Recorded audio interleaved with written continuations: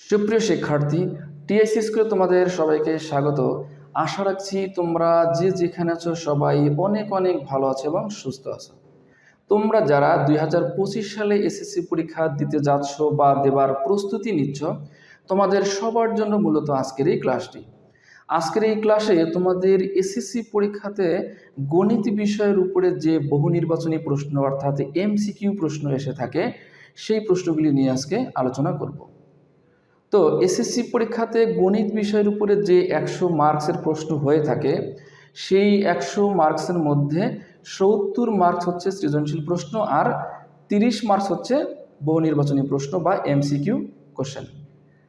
তো এই 30 মার্কস অর্থাৎ এই 30টি যে প্রশ্ন হয়ে থাকে, এই 30টি প্রশ্ন তুমি যদি সঠিকভাবে যদি অ্যান্সার করতে চাও অর্থাৎ নির্ভুলভাবে যদি অ্যান্সার করতে চাও, তাহলে অবশ্যই তোমার গণিত বইয়ে সিলেবাস অনুযায়ী যে অধ্যায়গুলো দেওয়া আছে প্রত্যেকটি অধ্যায় সম্পর্কেই তোমার ধারণা থাকতে হবে।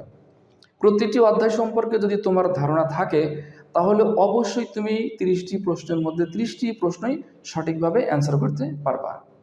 তো এই 30টি প্রশ্ন যাতে তোমরা সঠিকভাবে বা নির্ভুলভাবে অতি দ্রুত সময়ে অ্যান্সার করতে পারো, সেই বিষয়গুলি তোমাদেরকে পর্যায়ক্রমে শেখাবো।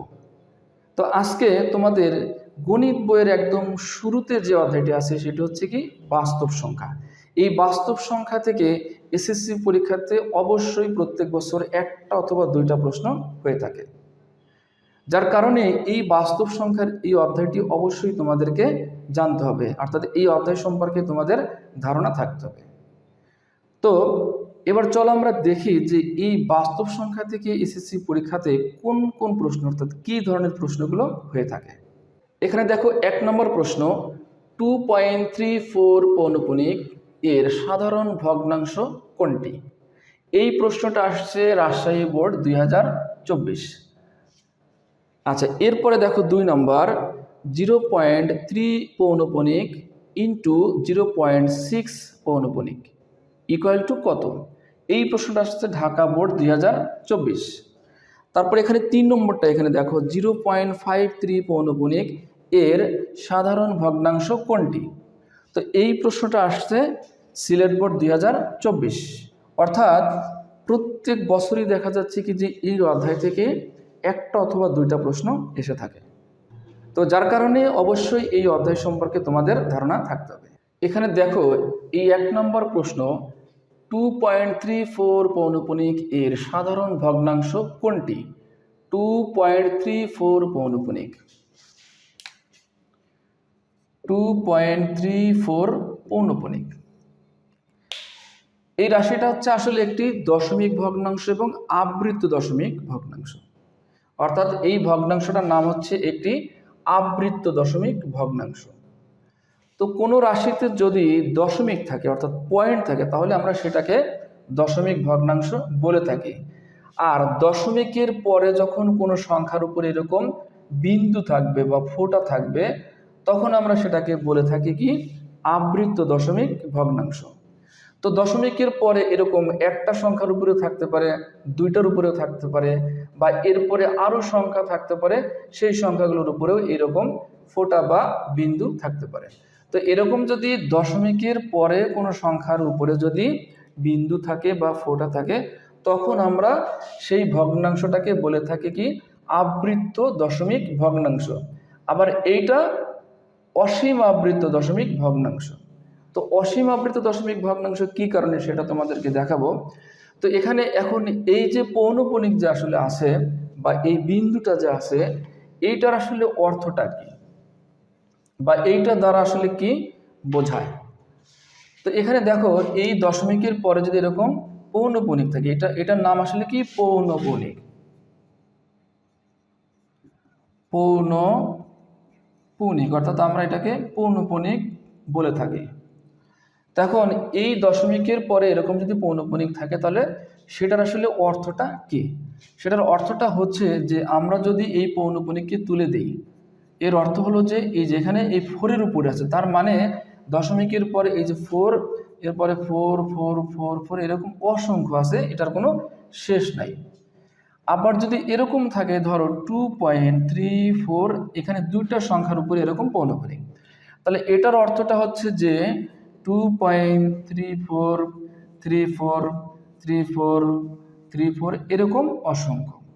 অর্থাৎ দশমিকের পরে যদি এরকম পৌনঃপুনিক যদি থাকে তাহলে সেটির অর্থ হচ্ছে যে সংখ্যাটার উপরে পৌনঃপুনিক থাকবে সেই সংখ্যাটা দশমিকের পরে বারবার সেই সংখ্যাটি হবে।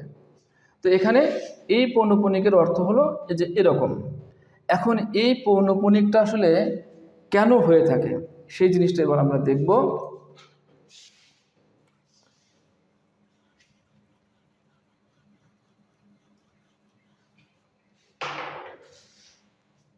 এখন দেখো এখানে আমি কি লিখলাম 1/3, অর্থাৎ 1কে 3 দ্বারা ভাগ করতে হবে।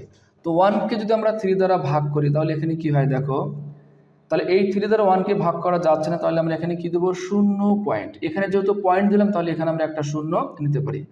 তাহলে কয়বার যায় 3 ত্রিক্ষা যেখানে 9, তাহলে এখানে কি থাকে 1।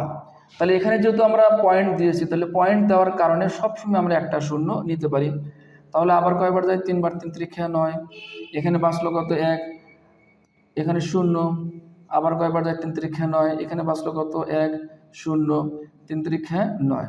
অর্থাৎ এই ভাগটা কখনো শেষ হবে না, এরপরে পর্যায়ক্রমে শুধু 3 আসবে, অর্থাৎ অসীম, এটা শেষ হবে না।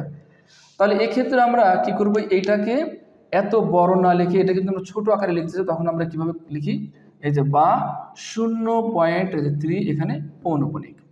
তাহলে এটার অর্থ হলো যে এরপরে শুধু 3 আছে এবং এই 3 কত দূর পর্যন্ত আছে তার কিন্তু শেষ নেই, যার কারণে এটাকে আমরা কি বলে থাকি অসীম। তাহলে এটা হচ্ছে কি অসীম আবৃত্ত দশমিক ভগ্নাংশ। তাহলে আমরা কিন্তু এখানে দেখলাম যে আসলে পৌনঃপুনিক কিভাবে হয়ে থাকে। আমরা যদি আর একটা এক্সাম্পল যদি লক্ষ্য করি,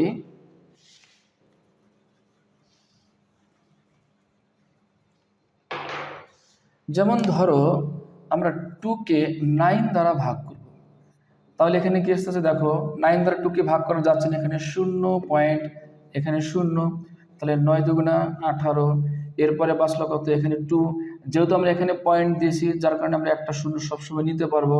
তাহলে এবার 9 দুগুণা 18, আবার এখানে 2, এখানে 0, 9 দুগুণা 18, তাহলে এই ভাগটা কিন্তু শেষ হবে না, অর্থাৎ এইভাবেই চলতে থাকবে, অর্থাৎ এরপরে পর্যায়ক্রমে শুধু 2 আসবে।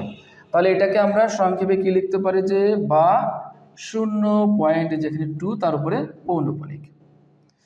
তাহলে আমরা কিন্তু একদম ক্লিয়ার যে আসলে পৌনঃপুনিক কিভাবে হয়। তো এবার আমরা দেখব যে এরকম যদি পৌনঃপুনিক থাকে তাহলে সেটিকে আসলে আমরা এই পৌনঃপুনিক তুলে কিভাবে লিখতে পারি, অর্থাৎ এটি হচ্ছে একটি আবৃত্ত দশমিক ভগ্নাংশ।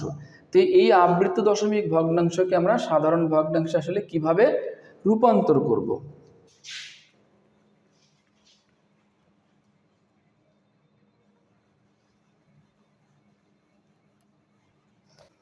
তাহলে সংখ্যাটা এখানে কত 2.34 পৌনঃপুনিক। তাহলে এবার আমরা দেখব যে পৌনঃপুনিক তুলে দিয়ে কিভাবে লিখতে হয়।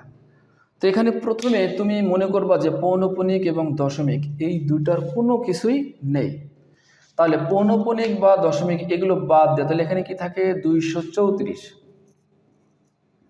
মাইনাস, অর্থাৎ প্রত্যেকটা অঙ্কের ক্ষেত্রে এরকম মাইনাস দিতে হবে।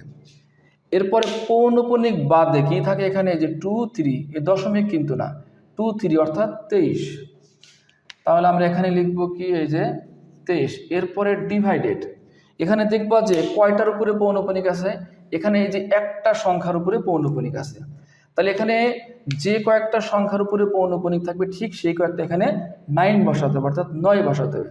তাহলে এখানে একটা সংখ্যার উপরে পৌনঃপুনিক আমরা এখানে একটা 9 বসাবো।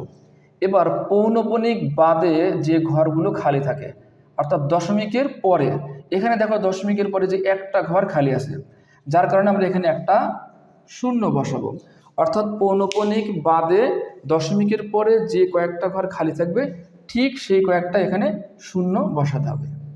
এবার এটাকে ক্যালকুলেশন করলে আমাদের অ্যান্সারটা বের হয়ে আসবে। তাহলে এবার এটাকে যদি আমরা বিয়োগ করি তাহলে 3 আছে কত, এখানে 4 মিলবে, এখানে কত 1, এখানে 2 আছে কত 3 মিলবে, এখানে 1, আর এই যে এখানে কত 2 অর্থাৎ 2, তাহলে এখানে 211 আর নিচে এখানে কত আছে যে 90। তাহলে এখানে আমাদের সঠিক অ্যান্সার কোনটা হচ্ছে, এই যে খ নাম্বারটা হচ্ছে আমাদের সঠিক অ্যান্সার, এই যে এটা। এখন দেখো এরপরে যদি এরকম থাকে 2.34 এখানে যে পৌনঃপুনিক, এখানে পৌনঃপুনিক। তাহলে সেক্ষেত্রে আমরা আসলে কিভাবে লিখব?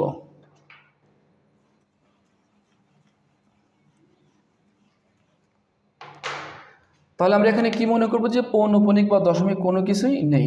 তাহলে এখানে কি থাকে 234 মাইনাস পৌনঃপুনিক বাদ এখানে কোন ঘর খালি থাকে যে শুধু 2, তাহলে আমরা এখানে 2টা বিয়োগ করে দেব। এরপর এখানে নিচে এখানে দেখো দুইটা সংখ্যার উপরে পৌনঃপুনিক আছে, তাহলে এখানে 2টা 9। এরপরে দেখো দশমিকের পরে কোনো ঘর ফাঁকা নেই, অর্থাৎ কোনো ঘর খালি নেই, যার কারণে এখানে আর শূন্য বসবে না।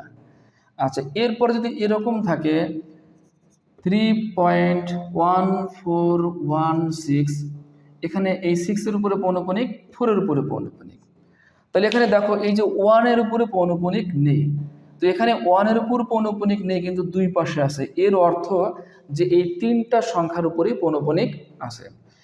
তাহলে এটাকে যদি আমরা পৌনঃপুনিক তুলে দিই তাহলে আমরা কিভাবে লিখতে পারি? তাহলে পৌনঃপুনিক বাদ এবং দশমিক বাদ এখানে কি থাকে 31416 মাইনাস, এবার পৌনঃপুনিক বাদ এখানে কি থাকে যে 3 আর 1 থাকে, অর্থাৎ 31 ডিভাইডেড এখানে কয়টা সংখ্যার উপরে পৌনঃপুনিক আছে যে তিনটা সংখ্যার উপরে পৌনঃপুনিক, তাহলে এখানে 3টা আমরা 9 বসাবো। এবার পৌনঃপুনিক বাদ এখানে দশমিকের পরে এই যে একটা ঘর খালি আছে, অর্থাৎ এইটার উপরে কোনো পৌনঃপুনিক নেই, তাহলে এখানে কয়টা ঘর খালি আছে? একটা, যার কারণে আমরা একটা শূন্য বসাবো। আচ্ছা, এরপরে যদি এরকম থাকে 2.3436 এই দুটোর উপরে পৌনঃপুনিক, তাহলে এখানে আমরা কি করব? মনে করব যে দশমিক এবং পৌনঃপুনিক কোনো কিছুই নেই, তাহলে এখানে কি থাকে 23436 মাইনাস, এবার পৌনঃপুনিক বাদ এখানে কি থাকে এই যে 234 অর্থাৎ 234। এবার কয়টা সংখ্যার উপরে পৌনঃপুনিক আছে? এই যে দুইটা সংখ্যার উপরে পৌনঃপুনিক, তাহলে এখানে আমরা 2টা 9 অর্থাৎ 9 দেব। এবার পৌনঃপুনিক বাদ এখানে কয়টা ঘর খালি থাকে? এই যে দশমিকের পরে এখানে দুইটা ঘর খালি, অর্থাৎ এই দুইটার উপরে কোনো পৌনঃপুনিক নেই, তাহলে যে কয়েকটা ঘর খালি আমরা সে কয়েকটা শূন্য দেব।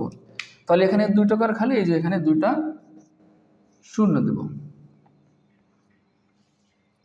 তাহলে এই তো আমরা দেখলাম যে আবৃত্ত দশমিক ভগ্নাংশকে কিভাবে সাধারণ ভগ্নাংশে রূপান্তরিত করা হয়। তো এখানে আমরা এই যে এতক্ষণ পর এই যে বিষয়গুলি দেখলাম, অর্থাৎ আবৃত দশমিক ভগ্নাংশকে কিভাবে সাধারণ ভগ্নাংশে রূপান্তর করতে হয়, এই ধরনের প্রশ্নই বেশিরভাগ এসএসসি পরীক্ষাতে আসে, অর্থাৎ এই আবৃত দশমিক ভগ্নাংশ থেকে বেশিরভাগ প্রশ্নই এসে থাকে, যার কারণে এই বিষয়গুলো সম্পর্কে অবশ্যই তোমাদের ধারণা থাকতে হবে। তো এবার দেখো 2 নম্বর আমরা এখানে কিভাবে করব।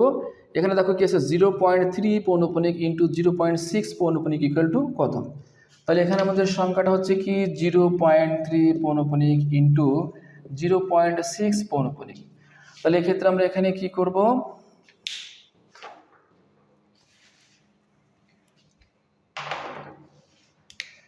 এখন দেখো এখানে যদি আমরা পৌনঃপুনিক যদি এখানে বাদ দিই তাহলে এটা কি আসতেছে 3 মাইনাস এখানে পৌনঃপুনিক বাদ এখানে কি থাকে 0 ডিভাইডেড এখানে পৌনঃপুনিক কয়টার উপরে? একটার উপরে, তাহলে একটা 9, এখানে দশমিকের পরে কোনো ঘর খালি নেই, যার কারণে এখানে কোনো শূন্য বসবে না, ইন্টু এখানে কিন্তু একই রকম 6 মাইনাস এখানে কি থাকে 0 ডিভাইডেড বাই এখানে কি থাকে যে 9, তাহলে এখানে কি থাকতেছে এখানে 3/9 ইন্টু এখানে থাকে 6/9।